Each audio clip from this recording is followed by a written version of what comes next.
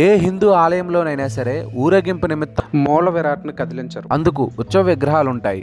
అలాగే ఊరేగింపు సేవలో ఏటా ఒకే రథాన్ని వినియోగించడం అన్ని చోట్ల చూసేదే. ఈ సాంప్రదాయాలన్నిటికీ మినహాయింపు ఒడిశాలోని శ్రీ పూరి జగన్నాథ స్వామి ఆలయం.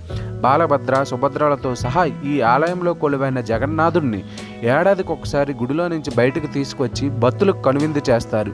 ఊరేగించేందుకు ఏటా కొత్త రథాలను నిర్మిస్తారు. అయితే ఈ రథాలను ఏ విధంగా తయారు చేస్తారు? వైశాఖ బహుళ విధి నాడు రథ నిర్మాణానికి కావలసిన ఏర్పాట్లు చేయమని పూరీ రాజు ఆదేశిస్తాడు. అందుకు అవసరమైన వృక్షాలను 1072 ముక్కలుగా ఖండించి పూరికి తరలిస్తారు. ప్రధాన పూజారి, 9 మంది ముఖ్య శిల్పులు, వారి సహాయకులు, మరో 125 మంది కలిసి అక్షయ తృతీయ నాడు రథ నిర్మాణం మొదలు పెడతారు. 1072 వృక్ష భాగాలను నిర్మాణానికి అనువుగా 2188 ముక్కలుగా ఖండిస్తారు.